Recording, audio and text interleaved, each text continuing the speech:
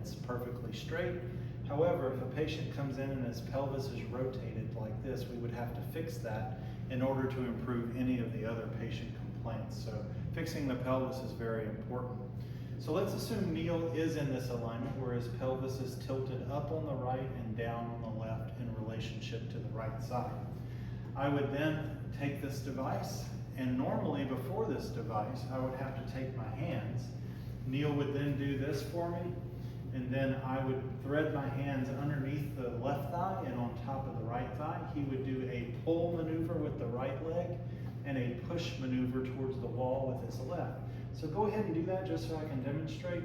And I don't know if you can appreciate, that's a lot of pressure that Neil is both putting on my forearm under this leg, but a real lot of pressure on my wrist as well. I have to use my other hand to help support just because doing it with my wrist alone would be painful for me, particularly in my wrist. So over time, through doing this technique for as long as I've done it, it's really limiting to me when I do it because it hurts especially my wrist.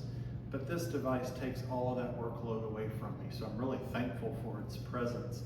Here's how I would use this device instead of my hands. So again, Neil has this where he's got to pull this way and push this way with this leg. I would take the device and apply it. Notice that the patient doesn't have to move at all, so if they're in a lot of pain, the device could be easily removed and placed without the patient having to move really at all. So once I have it in position, I would have Neil grab the handles and hold it in that position. And then I would help him into the test position. That's one of the biggest advantages of this device, is that my hands are free to do other things that might be necessary for that particular patient. Just like I did previously, Neil is going to pull this way with this thigh and push this way with this thigh towards the wall. So go ahead. And notice that when Neil pushes and pulls, the device is sturdy enough to maintain him in that treatment alignment. You don't see the device bending. It's got enough strength and well beyond the strength of any patient ability to push and pull and break the machine. So it's very sturdy in that regard. He's holding here with the handles. The handles are comfortable. They're not limiting to how hard he can push or pull.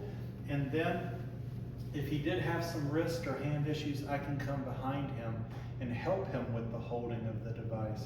But if I had to do that, it would still be much less workload than if I were using a purely manual technique. Now, let's assume that we have done this 2 or 3 times and we want to recheck Neil's alignment. Notice I was able to take the device out without moving him. We would check his alignment by having him do a slight bridge and come back down. And then we would palpate for the pelvic bones that we use to determine alignment. And let's for sake say that that corrected his alignment. I would then replace the unit back underneath Neil again in the test position or in the treatment position. And then he could do a squeeze maneuver where he pushes into the machine by squeezing his thighs together. That's another essential component of muscle energy technique. And so he's pulling and then relax, and then pull again and relax. And notice that the machine is capable of sustaining any pull of his thigh muscles to squeeze without bending. And he's also not complaining of any discomfort whenever he does so, because of the construction of the machine being very contoured and smooth here. You can press as hard as you want in any of these particular parts, and the patient would never complain of pain, or hasn't complained of pain in any of the patients